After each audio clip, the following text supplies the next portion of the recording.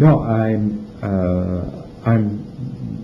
addressing the idea of our Iranianness, and I'm not addressing it as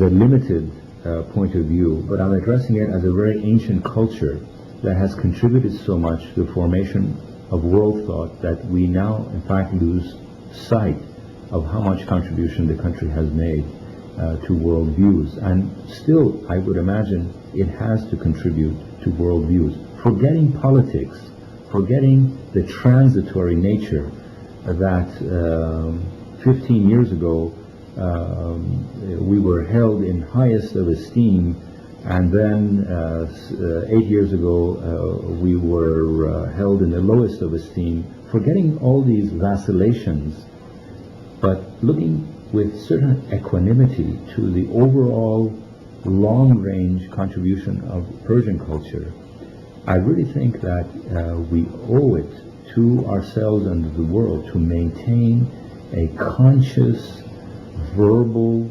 visual, audio remembrance of what it is that we offer to the world, with no sense of great prejudice at all, but as a memory of world culture. And I think that this memory of world culture has a lot to do with our architecture and our arts. If we can just preserve the architectural traditions that we have and the arts that we have, I'm sure that we're going to be able to once again make a very, very important contribution to world culture.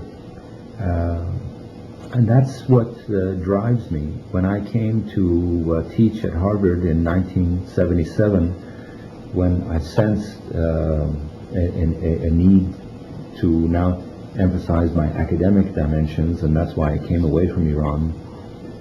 When you left Iran? I left Iran in 1977, and I established, a branch of my firm here. Of course, going back and forth to Iran almost every 2 months, carrying out a lot of my work.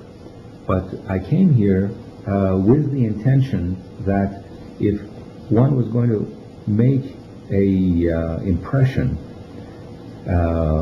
on this idea of integration of tradition and contemporary life, or tradition and technology, one had to also do it at the root source of some of this work.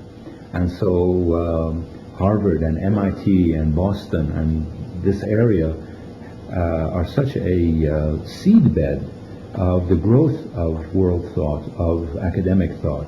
And so if one can also present in these environments our cultural views and legitimize them and dignify them with the stature that they deserve, that's also a contribution. And that's another reason why I go back to this this issue that I addressed.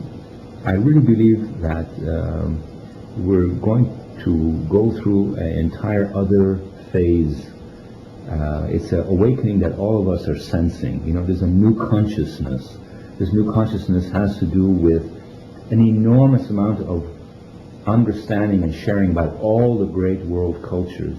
We now know so much more about, the indigenous Indian cultures of America and the Hopi and their rites and their rituals, as well as the Aborigine, as well as this, as well as that. And what are we going to do with this new awakening? Because all of these new awakenings and these new educational tools about these ancient traditions are teaching us that there are these hidden messages, these symbolic dimensions, these transcendent dimensions within an outer world that we live, which is highly material, highly what you may call deterministic, highly measurable, as Kant would say, and yet the unmeasurable exists. The Zahir and the Batin both are complementary. So this fusion of the inner and the outer, I believe, is a new quest that is going to happen. It's part of our contribution. Now you may say, what does this have to do with the oral history of Iran? Well, I think the oral history of Iran goes on.